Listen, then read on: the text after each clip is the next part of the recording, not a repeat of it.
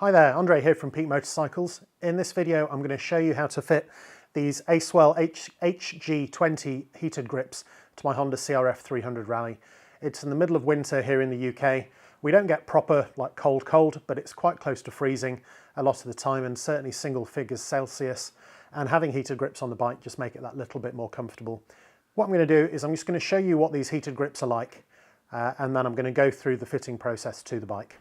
So this is just to show you what you get in the kit. So I have two heated grips, this one which goes on the right hand side and this one which goes on the left hand side. A few things to note about these Acewell ones is, first of all, they have the end already cut out. I know some of them come with a rubber end bit which you have to cut off if you're using bar ends, as I am on my CRF300. The other thing you might notice is that actually the button itself is built into the grips. I have used Oxford heated grips in the past and they have a separate control panel, and actually I just wanted to get something that was as clean looking as possible. I didn't want another thing on the handlebars to catch. I've got a control in this sort of position on my Honda CB1000R, so yeah, I really was looking around for something that had the integrated button. So that's the controls left and right. There's a couple of plugs which I won't use because I've got the bar ends on. The other things that it came with are these taps, which actually I don't think I'm going to use, simply because I'm sure they're fine, but I'd much rather do the wiring in a slightly different way. So the way that I'm going to do the wiring is I've actually wired up this accessory connector. On both the CRF300 Rally and the CRF300L, there is a fitting like this on the bike, which is switched through the ignition key. It's a 10 amp supply, and what I've actually done is I've taken one of these connectors. I've got three male connectors on the other end, and I'm basically going to use this almost like an extension cable, a three-way extension cable. So I can plug in my sat-nav, I can plug in my heated grips, and I've got one spare, and I've just put the dust cover that came off the bike on there. So I'm going to plug that in, I'm going to tidy all these wires up inside, but it means everything will be switched through the ignition and I don't need to run any wires back to the battery. These Acewell grips, they are designed to be connected directly to the battery, and they will detect when the ignition's off and actually cut the power to them. It doesn't cut it completely because it needs to have the monitoring circuitry running, and because, well, so I thought it was just a better approach to actually cut the wire short. Originally this was the wire that would go all the way to the battery. I've put this piece on with the connector on the end, so I can simply just connect it up to one of these like that. Oops. There we go. So that's connected in. I'm going to put my sat-nav that's already on. It's just going to plug straight in there, and that's going to plug into the bike's wiring. So hopefully that should be pretty simple. Then the other end of this is that the two bars, the two heated grips connect together, plug on there, this connects on there, and that should be it. So it seems like a fairly straightforward thing to do. One thing I have noticed, and if you saw my bar change video, you'll have seen that I managed to get the left grip off fairly easily. The right grip I left on the throttle tube. Now what I've done is I've actually bought this alloy throttle tube. I'm going to use this for the right hand side, and it's mainly so that I can keep the stock grips as they are. I won't need to cut it off the plastic throttle tube that comes with the bike. Hopefully that's everything to explain the bits and pieces. The last thing I'm going to do is I'm going to weigh them. I know it really doesn't matter, and honestly the weight of all this stuff is minimal compared to anything else that's on the bike, but some people like that sort of thing. So this is the right hand grip without a control. Here we have the left hand grip that does have the control. Yep. Get that to stay still. This is the extra wiring I'm going to put on. There we go, and that's the new throttle tube. So everything together, 289 grams. Bearing in mind I am going to have to take off the other throttle tube and also the existing grips, so it will be slightly heavier when all these things are put in place, but I think it will be minimal. Right then, here we go. So the first thing I'm going to do is I'm going to put the left one on, so I'm just going to remove the handguard. There we go. There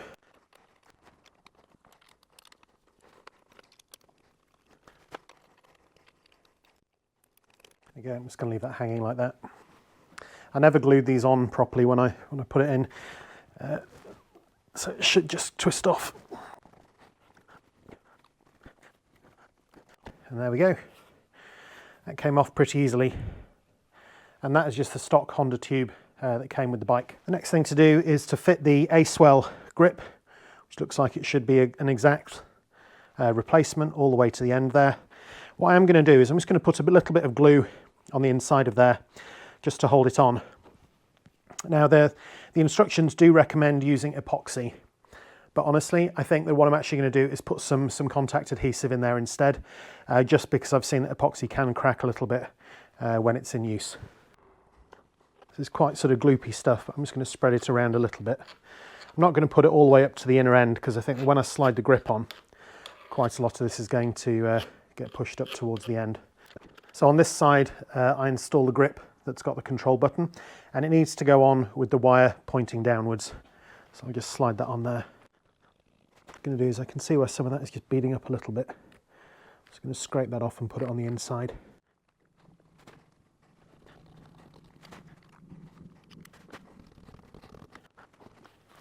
Just going to clean that up.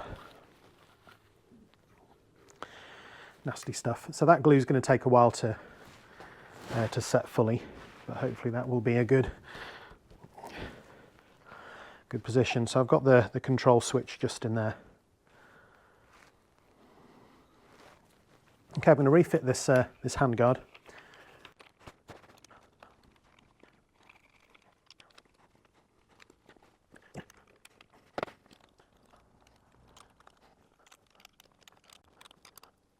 Okay, so that is the left grip on.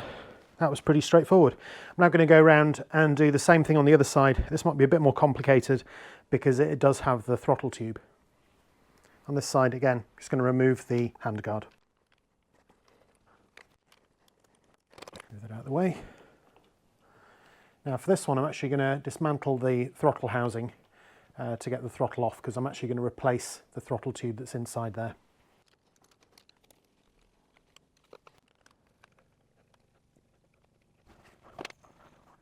That now should all come apart, which it does. Hopefully you can see that in there. So this is the throttle tube.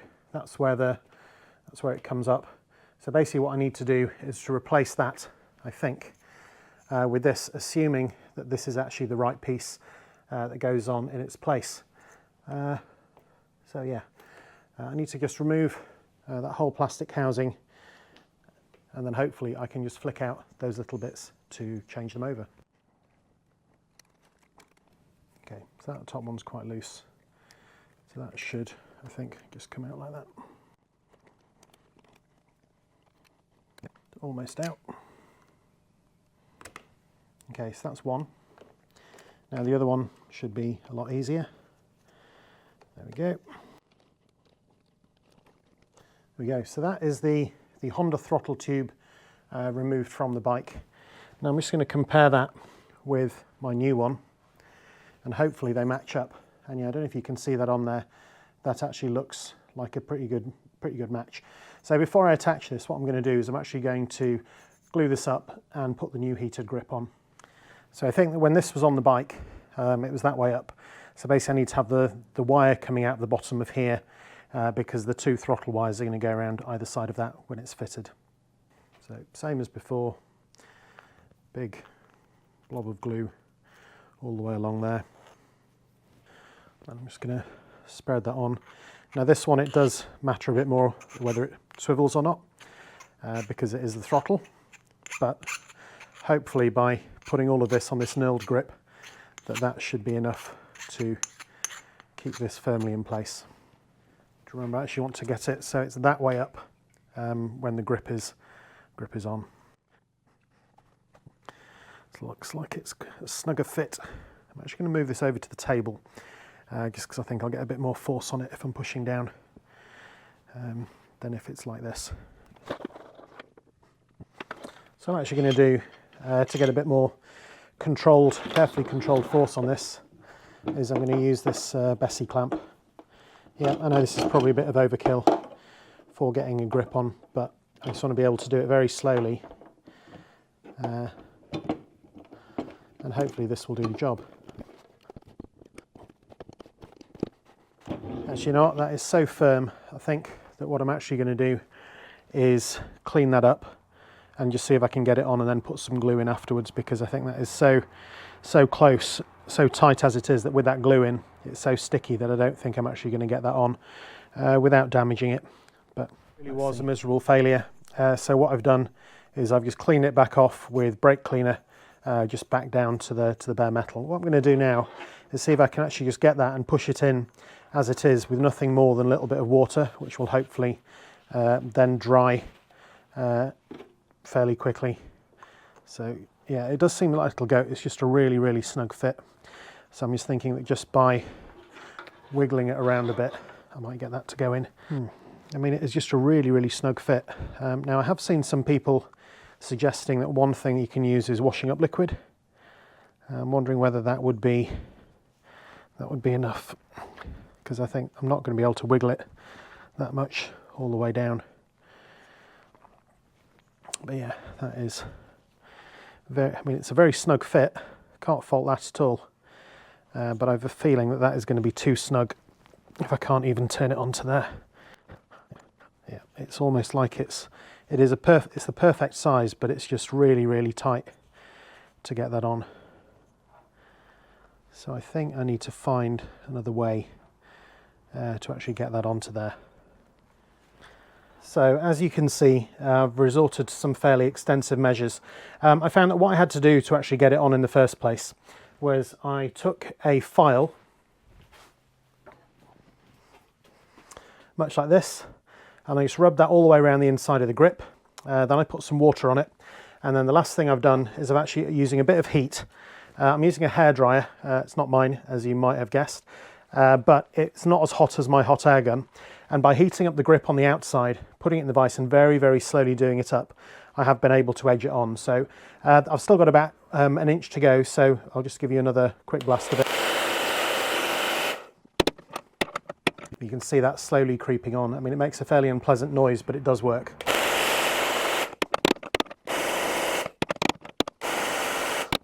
Just going to check how close to the end I am. Okay, I still have about, you can quite see in there, probably about an inch to go. Probably about the length of that. So I guess I'll just do it up all the way.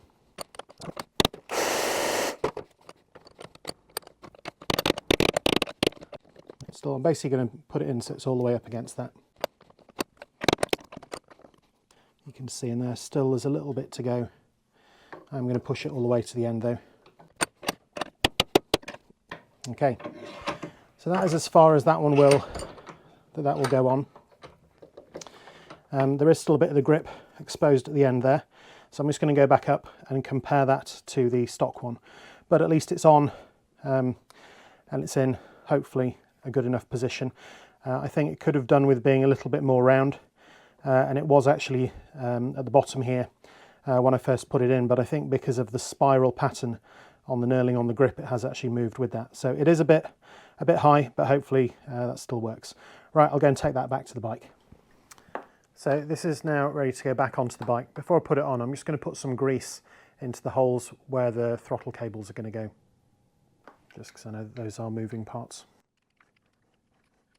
So then, I think as I mentioned just then, I could have done with this cable actually probably being another, well, ideally I suppose it would probably be closer to being the wire coming out down here. I think that is slightly too far round, but there's no chance I'm going to move it. And it did move slightly while I was doing it up. So it is what it is. I'll reassemble it and hopefully it won't get in the way too much. The brake lever doesn't pull in too far, so yeah, I think I should be good.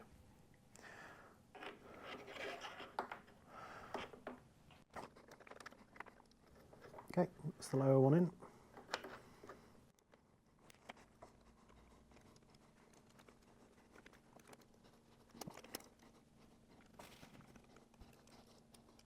What I'm trying to do, without any success so far, is just to get that in there enough that I can then just pull that cable up and over the top. And I'm sure there's an easier way to do this. I think I might just have to loosen it off and then do it up again. I think that'll be the only way.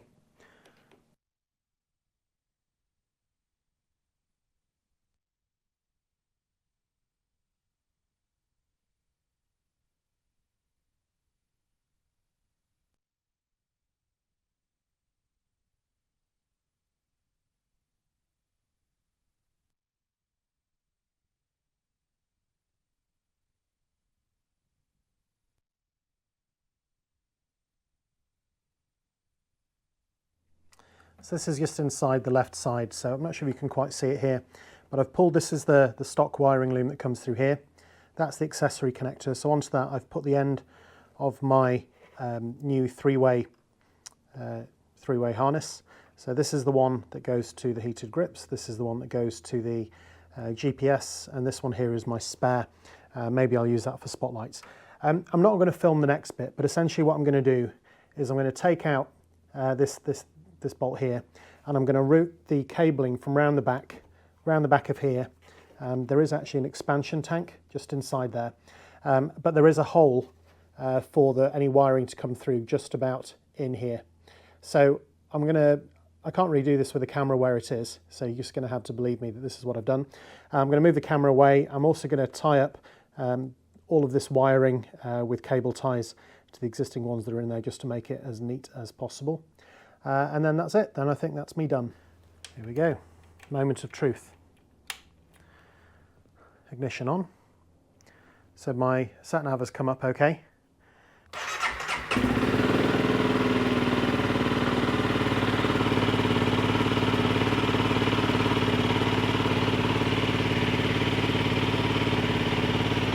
So I don't know if you can see that in there, but I've got my red flashing light on here. It's blue, which I think is the first power setting, lighter blue, purple, yellow, and then red is the highest. Yep, that's starting to get warm now.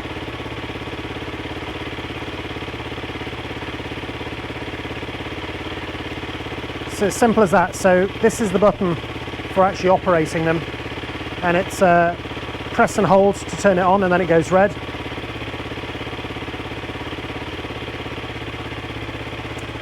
So that's not actually on yet, that's just saying that they're turned on.